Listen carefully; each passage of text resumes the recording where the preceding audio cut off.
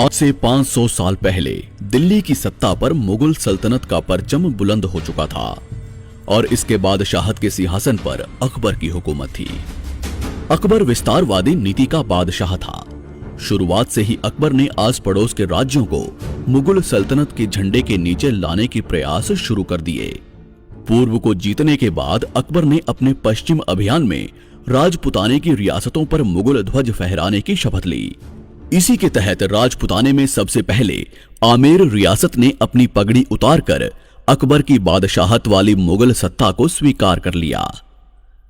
शुरू में तो राजपुताने की दूसरी रियासतों ने आमेर रियासत को एक तुर्क की अधीनता स्वीकारने पर धिक्कारना शुरू कर दिया, पर बाद में धीरे धीरे इन रियासतों ने भी अकबर की सत्ता को स्वीकार कर लिया।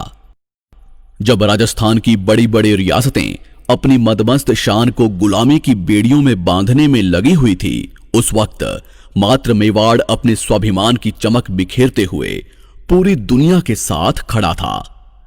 इस समय मेवाड़ पर राणा उदय सिंह का शासन हुआ करता था, जिन्होंने अपने पूर्वजों की भांति किसी की अधीनता को स्वीकार नहीं किया। इन्होंने अकबर को पत्र भिजवाया कि हमारे राजा सिर्फ भगवान एकलिंग जी हैं, हम तो मात्र उनके दीवान हैं। पर फिर भी अकबर ने राणा उदय सिंह पर भारी दबाव बनाना शुरू कर दिया। आस पड़ोस के राजाओं को उदय सिंह के पास भेजा जाने लगा। इन्हीं परिस्थितियों में दिन गुजरते रहे और एक दिन अचानक मौसम बदलने लगा। बादलों की घमासान गर्जना के बीच राणा उदय सिंह की सबसे बड़ी रानी माता जयवंता बाई ने एक पुत्र को जन्म दिया। मजबूत बदन, बड़ी आंखें, मुस्कान बिखेरता चेहरा बड़ा मनमोहक लग रहा था। राणा उदय सिंह ने महल की औरतों से अपनी रानी के हालचाल पूछे। तभी पाली की दासियों ने जवाब दिया, शेरनी ने शेर को जना है। नीले घोड़े असवार म्हारा मेवाड़ी सिरदार राणा सुनता ही जा जो दी। राणा पुत्र पाकर बड़े खुश होने लगे। वे कभी राणा कुंभा के बनाए विजय स्तंभ को देखने दौड़ते तो कभी बप्पा रावल की तलवार को प्रणाम करने। सरदारों ने पूछा, हुकुम, कुंवर जी का नाम क्या होगा? राणा शांत होकर बोले, जिस तरह सूरज अपनी चमक से धरती को रोशन करता है, उसी तरह मेरा पुत्र अपने शौर्य के प्रताप से मेवाड़ को रोशन करेगा। अतः इसका नाम प्रताप होगा, कुंवर प्रताप सिंह सिसोदिया। माता जयवंता बाई कृष्ण भक्त थी। उन्होंने शुरू से ही कुंवर प्रताप को भगवान कृष्ण और महाभारत की युद्ध कलाओं का ज्ञान दिया। रानी जयवंता बाई कुंवर प्रताप को बताती कि किस तरह उनके दादा राणा सांगा ने अपनी तलवार की धार से दिल्ली की बादशाहत को रक्त से नहलाया, किस तरह उनके परदादा बप्पा रावल का शौर्य के रक्त में नहाया हुआ कलेजा जब अरब की धरती पर गरजा तो आने वाले 400 सालों तक कोई भी विदेशी भारत की तरफ आंख उठाने की हिम्मत नहीं कर पाया। सिसोदिया वंश के इस अतीत को सुनते हुए प्रताप बड़े होने लगे। समय आने पर उनको गुरुकुल भेज दिया गया, जहां प्रताप सुबह का समय गुरुकुल में बिताते, दोपहर के समय वे भीलों की बस्तियों में चले जाते, शाम होते होते प्रताप लोहारों के गांवों में निकल जाते। उनको हथियार बनाने की कला सीखने में बड़ा आनंद आता था। जनता के बीच इस कदर घुल मिल जाने पर प्रताप सबके चहेते बन गए। भीलों ने उनको कीका कहकर बुलाया, तो वहीं लोहारों ने उनको अपना राजा मानना शुरू कर दिया। कुंवर प्रताप बचपन से ही वीर, स्वाभिमानी और हठी स्वभाव के थे। उनका शरीर सामान्य बच्चों से कई गुना मजबूत था। उन्होंने छोटी सी उम्र में ही अफगानियों की बस्ती पर धावे बोलने शुरू कर दिए। मेवाड़ से होकर गुजरने वाली मुगल सेना पर वे गुलेल से हमला कर देते। कुंवर के इन कारनामों को देखते हुए सबको लगने लगा था कि बड़े होने पर वे महापराक्रमी योद्धा बनेंगे और प्रताप ही भविष्य में मेवाड़ के राणा बनेंगे। उदय सिंह जी की कई रानियां भी थी, जिनसे उनको कुल 33 संतानें थी, पर उदय सिंह जी की सबसे प्रिय रानी थी धीरबाईसा। इनकी बात को राणा उदय सिंह अधिक महत्व देते थे।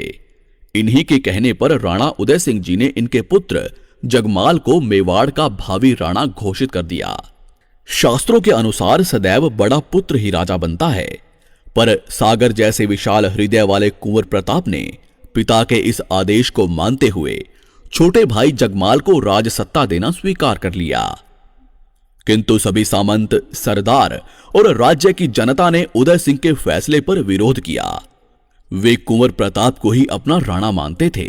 समय के साथ राणा उदय सिंह का स्वास्थ्य बिगड़ने लगा और सन 1572 आते आते उनका स्वर्गवास हो गया।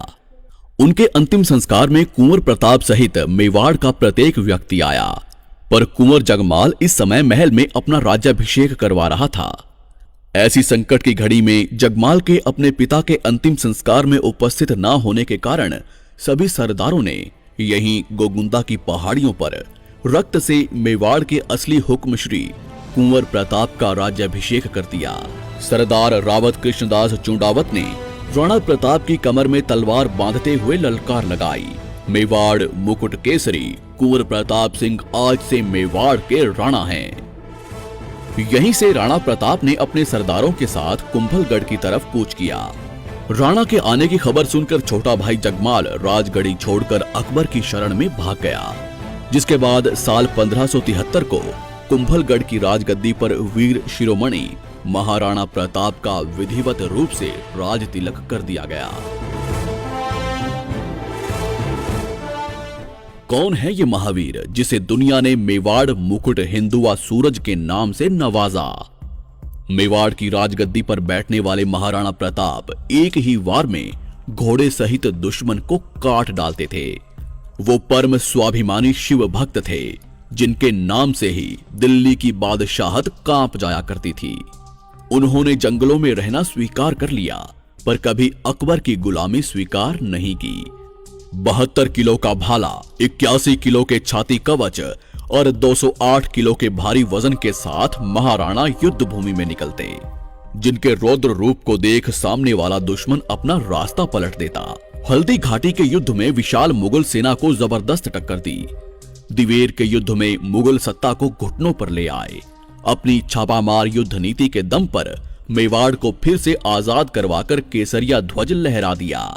मुगलों के 36 किलों को जीतकर 40,000 मुगलों को आत्मसमर्पण के लिए मजबूर कर दिया, जिनके भाले की नोक से शत्रु का रक्त कभी सूखा नहीं, जिनकी तलवार ने कभी पराजय का मुंह देखा नहीं।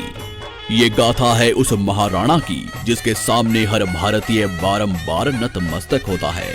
ये गाथा है रुद्र रूप एक लिंग अवतारी महाराणा प्रताप की। आइए डिमांडिंग पंडित के साथ देखते हैं हुकुम श्री महाराणा प्रताप के इतिहास से जुड़े उन अनसुलझे पन्नों की पूरी दास्तान। मेवाड़ी राणा सुनता ही जाजो। फरवरी 1572 को महाराणा हुकुम ने मेवाड़ की राजगद्दी संभाली। इस समय मेवाड़ की स्थिति काफी खराब थी। पिता उदय सिंह जी के समय मुगलों के साथ हुए युद्ध में मेवाड़ की पूरी व्यवस्था बेहाल हो चुकी थी, खजाना खाली था और चित्तौड़ सहित मेवाड़ के बड़े भाग पर मुगलों का अधिकार हो चुका था और अकबर मेवाड़ के बचे हुए इलाके पर भी अपना अधिकार करना चाहता था। महाराणा प्रताप ने राजा बनते ही अपने समस्त सरदारों को बुलाया और उनसे कहा कि रघुकुल मान सदैव ऊंचा रहेगा। मेवाड़ की छाती पर लहराता मुगल ध्वज मेरा कलेजा चीर देता है। बहुत जल्द हवाओं का रुख बदलेगा। मेवाड़ पर केसरिया ध्वज पूरी शान से लहराएगा। मेवाड़ का भविष्य जरूर चमकेगा। मैं शपथ लेता हूं, जब तक मेवाड़ को पूर्ण स्वतंत्र नहीं करवा लेता, तब तक मैं शांत नहीं बैठूंगा। राजमहलों में नहीं रहूंगा, पलंग पर नहीं सोऊंगा, सोने चांदी के बर्तनों में भोजन नहीं करूंगा। मेरे वीरों, स्वाभिमान की दहाड़ से हमारा टकराव अब विशाल फौजों से होगा। तैयार हो जाइए। सभी सरदारों ने प्रतिघात के स्वर में अपनी तलवारें लहराई। पूरा दरबार महाराणा प्रताप की जयकारों से गूंज उठा। इसी के साथ महाराणा प्रताप ने अपनी सेना को संगठित करना शुरू किया। उन्होंने मेवाड़ के भीलों के गांवों का दौरा किया। भील योद्धाओं को अपने साथ जोड़ना शुरू किया। लोहारों को हथियारों के जखीरे बनाने का काम सौंपा गया। सरदारों को प्राचीन युद्ध कलाओं का अभ्यास करवाया जाने लगा। महाराणा प्रताप द्वारा सेना निर्माण के समाचार दिल्ली के बादशाह अकबर तक पहुंचने लगे। अकबर ने भी राणा प्रताप को रोकने की पूरी तैयारियां शुरू की। उन्होंने महाराणा प्रताप से अपनी अधीनता स्वीकार करवाने के लिए अपने दूत भेजने शुरू किए। इसी के साथ अकबर ने अपने दरबार के सबसे चतुर और वाकपटु दरबारी जलाल खां कोरची को महाराणा प्रताप के पास मेवाड़ भेजा। पर महाराणा प्रताप ने अधीनता की बात सुनकर जलाल को तुरंत रवाना कर दिया। इसके 1 साल बाद अकबर ने आमेर के राजा मान सिंह को महाराणा प्रताप के पास भेजा। इस समय महाराणा प्रताप उदयपुर में थे। मान सिंह सीधा उदयपुर आ गया। महाराणा हुकुम ने मान सिंह का एक अतिथि की तरह सत्कार किया। महाराणा प्रताप उदय सागर झील तक मान सिंह का स्वागत करने के लिए आए। इस झील के सामने वाले टीले पर आमेर के राजा के लिए दावत की व्यवस्था की गई थी। भोजन तैयार हो जाने पर मान सिंह को बुलावा भेजा गया। महाराणा प्रताप ने अपने पुत्र अमर सिंह को अतिथि की सेवा के लिए लगा दिया, पर महाराणा प्रताप भोजन के लिए नहीं आए। मान सिंह द्वारा हुक्म के बारे में पूछने पर अमर सिंह ने बताया कि पिताजी को सर दर्द है, वे नहीं आ पाएंगे, आप भोजन करके विश्राम करें। मान सिंह ने भौहें तानते हुए कहा कि राणा जी से कहो कि उनके सर दर्द का कारण मैं समझ गया हूं। मान सिंह ने राणा प्रताप के बिना भोजन स्वीकारने से मना कर दिया। तब राणा प्रताप ने उन्हें संदेश भेजा कि जिस राजपूत के संबंध एक तुर्क से हों, उनके साथ भला कौन राजपूत भोजन करेगा। अब मान सिंह जवाब देने की स्थिति में नहीं था, क्योंकि राणा प्रताप ने तो उन्हें बुलावा भेजा ही नहीं था। मान सिंह ने भोजन को छुआ तक नहीं, केवल चावल के कुछ कणों को जो अन्न देवता को अर्पण किए थे उन्हें अपनी पगड़ी में रखकर वहां से चला गया। घोड़े पर बैठकर मान सिंह ने राणा प्रताप से कहा कि दिल्ली की बादशाहत को अस्वीकार करना एक संघर्ष को चुनौती है। यदि आपकी इच्छा दुखों में रहने की है तो एक दिन आपकी इच्छा जरूर पूरी होगी। मान सिंह ने आंखें तानकर आगे कहा, मैं तुम्हारा अभिमान चूर्ण कर दूंगा, अगली मुलाकात युद्ध भूमि में होगी। राणा प्रताप ने उत्तर दिया, मैं प्रतीक्षा करूंगा। ऐसे ही अकबर ने महाराणा प्रताप के पास अपने 4 दूत भेजे, पर महाराणा प्रताप ने अकबर की अधीनता स्वीकार नहीं की। महाराणा प्रताप द्वारा अधीनता स्वीकार न करने पर सन 1576 में अकबर अपने सभी सेनापतियों के साथ अजमेर आ धमका। यहां अकबर ने मान सिंह को 1 लाख की विशाल मुगल सेना का सेनापति घोषित किया। 3 अप्रैल 1576 को मान सिंह विशाल मुगल फौज लेकर मेवाड़ विजय के लिए निकल पड़ा। 2 महीने चलने के बाद मान सिंह खमनोर नामक गांव में पहुंचा। महाराणा प्रताप के भील सिपाहियों ने अपने राणा को संदेश भिजवाया कि हुक्म मान सिंह असंख्य मुगल सेना को लेकर मेवाड़ की तरफ बढ़ रहा है। पर महाराणा प्रताप तो कब से अपनी तलवार की धार मजबूत कर ही रहे थे। वे भली भांति जानते थे कि युद्ध अवश्य होगा। इधर मान सिंह बनास की नदी के मैदानों में आ पहुंचा। मान सिंह ने यहां मोलेना गांव में अपना डेरा लगाया। दूसरी तरफ महाराणा हुकुम ने अपनी 20,000 की सेना के साथ उससे 6 मील सामने लोसिंग गांव में अपना पड़ाव डाला। विशाल मुगल सेना में राजपूत और मुगल थे, जबकि महाराणा प्रताप की सेना में राजपूत, भील पठान और लोहारों के गांवों के लोग थे। 18 जून 1576 को संसार के अनोखे युद्ध का आगाज हुआ। आकाश में घनघोर बादल थे और धीमी धीमी हवाएं चल रही थी। कभी कभी बिजली की तेज गड़गड़ाहट हो रही थी। इसी बीच मुगल सेना आगे बढ़ने लगी। तभी महाराणा प्रताप ने अपने हरावल दस्ते को शत्रु पर प्रहार करने के लिए आगे भेजा। हुकुम की हरावल सेना ने आगे बढ़ रही मुगल सेना के 3 हरावल दस्तों को पूरी तरह से नष्ट कर दिया। इस घनघोर हमले से घबराकर मुगल सेना का हरावल खेमा लूणकरण के नेतृत्व में भेड़ों के झुंड की तरह भाग निकला। अब मेवाड़ और मुगल सेना आमने सामने आ चुकी थी। तभी वीर विराट मेवाड़ मुकुट हिंदुआ सूरज महाराणा प्रताप ने युद्ध भूमि में प्रवेश किया। राणा श्री के युद्ध में आते ही मुगल खेमे में दहशत का माहौल फैल गया। महाराणा जिस ओर बढ़ जाते वहां शत्रुओं की लाशों के ढेर लग जाते। मुगलों ने पहली बार महाराणा प्रताप को देखा था। इससे पहले सिर्फ उनका नाम ही सुना था। बंदायूनी ने अपनी किताब में महाराणा प्रताप के संबंध में लिखा कि वो बहुत लंबे, मजबूत और ताकतवर थे। प्रताप हाथ में तलवार लेकर जब चलते थे तो ऐसा लगता था कि मानो आधी सेना को अकेले ही लेकर डूबेंगे। उनके चेहरे पर सदैव गुस्से की लकीरें चमकती रहती थी। युद्ध भूमि में शुरुआत से ही किसी मुगल सैनिक ने उनको छेड़ने की हिम्मत नहीं की। महाराणा प्रताप की सेना ने 3 घंटों में ही लाशों के ढेर लगा दिए। घबराई हुई मुगल सेना अरवली की घाटी की तरफ भागने लगी। मुगलों को भागते देख सेनापति मेहतर खां जोर जोर से चिल्लाने लगा कि बादशाह सलामत अकबर विशाल सेना लेकर खुद युद्ध भूमि में आ रहे हैं। यह शब्द सुनकर भागती मुगल सेना सोच में डूब गई कि भागे तो अकबर मार देगा, नहीं भागे तो राणा मार डालेगा। महाराणा प्रताप अब मान सिंह को युद्ध भूमि में ढूंढने निकल पड़े, जिसने कहा था कि अगली मुलाकात युद्ध भूमि में ही होगी। तभी हुकुम ने देखा कि मान सिंह हाथी पर बैठा था। महाराणा प्रताप ने बड़े वेग से चेतक के अगले पैरों को मान सिंह के हाथी के मस्तक पर टिका दिया और अपने भाले से मान सिंह पर करारा प्रहार किया। पर मान सिंह अपने हाथी पर लगे हौज में छुपकर बैठ गया, पर राणा श्री के करारे वार से उसका महावत मारा गया। मान सिंह के हाथी की सूंड में एक तलवार लटकी हुई थी, जिससे चेतक का अगला पैर कट गया। इस समय तक महाराणा प्रताप के पैर में एक गोली लगी हुई थी। उनके शरीर पर असंख्य घाव थे, पूरा शरीर खून से लथपथ हो चुका था। तभी सादड़ी रियासत के झालाबिदा ने कहा कि हुकुम, आपके प्रिय चेतक को इलाज की जरूरत है और आपके पैर पर भी गोली लगी है, जिससे जहर फैल सकता है। आप तुरंत वैद्य जी के पास जाएं। महाराणा प्रताप अपने घोड़े चेतक को अपने पुत्र की तरह प्यार करते थे। उन्होंने झालाबिदा को मेवाड़ का राजछत्र दिया और बोले, सेना को पूरा नेतृत्व देना और स्वयं चेतक पर सवार होकर युद्ध को पूरी तरह से पहाड़ियों की तरफ मोड़ लिया।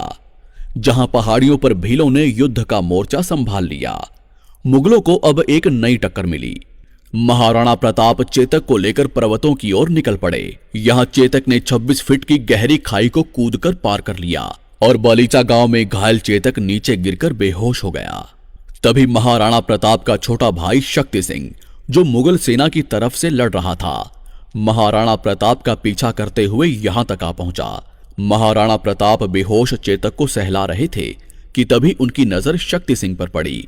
उन्होंने शक्ति सिंह से कहा, सीना खुल्या मार भाला, तुम गोद गुलामी टीकण लगे, भारत माते कह दूंगा, तेरे पूत दामन में बिकन लगे। शक्ति सिंह बड़े भाई के शब्दों को सुनकर फूट फूट कर रोने लगा और भाई के पैरों में जा गिरा। इधर हल्दी घाटी के मैदानों में घमासान युद्ध चल रहा था। घाटी के दरों में राणा पुंजा भील और राजपूत सरदार मुगलों को भीषण टक्कर दे रहे थे। अंत में मान सिंह ने हल्दी घाटी के दर्रों में जाने की बजाय मुगल सेना को वापस अजमेर चलने का आदेश दिया। अकबर की विशाल साधन संपन्न सेना का गर्व मेवाड़ी सेना ने मिट्टी में मिला दिया।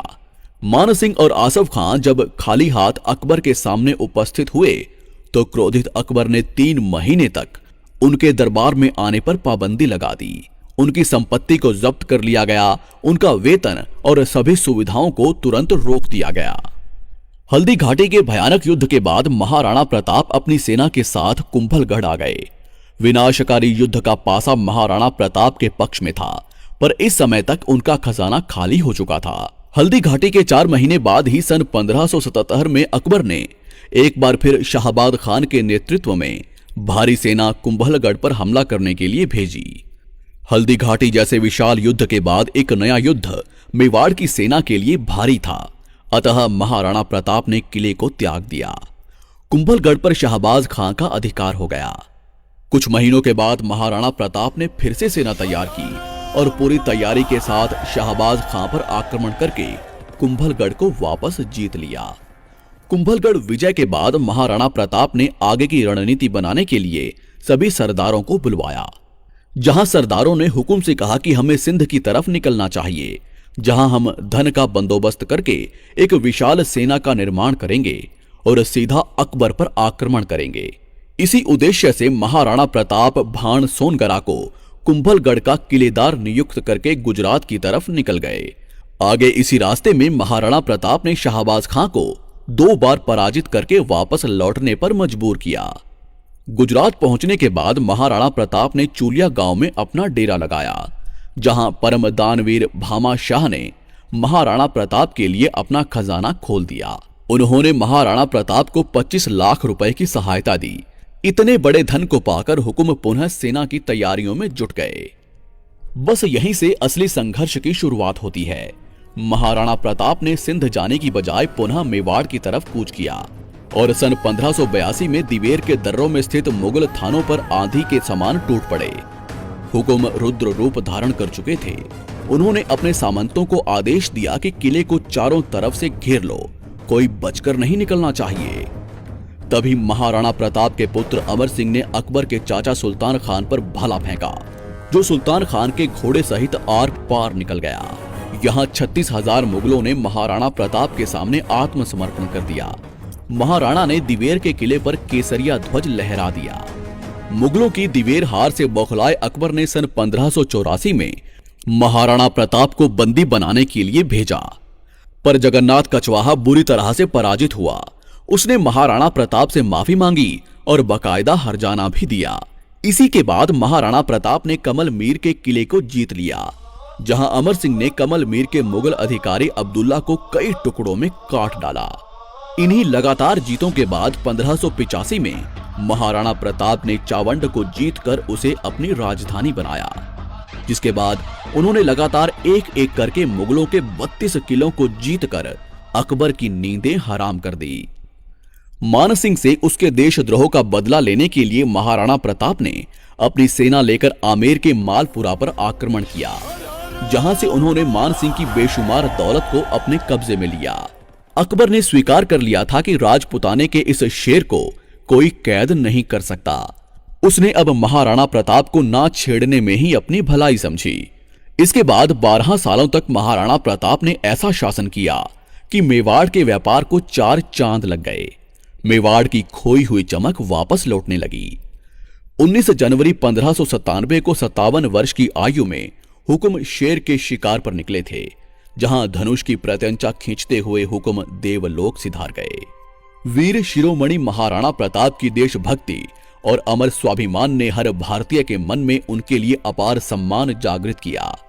कवियों ने भी अपनी कलम से महाराणा की कीर्ति का कुछ यूं बखान किया। धर्म रहेगा और पृथ्वी भी रहेगी, पर मुगल साम्राज्य एक दिन नष्ट हो जाएगा। अतः हे राणा, विशंभर भगवान के भरोसे अपने निश्चय को अटल रखना।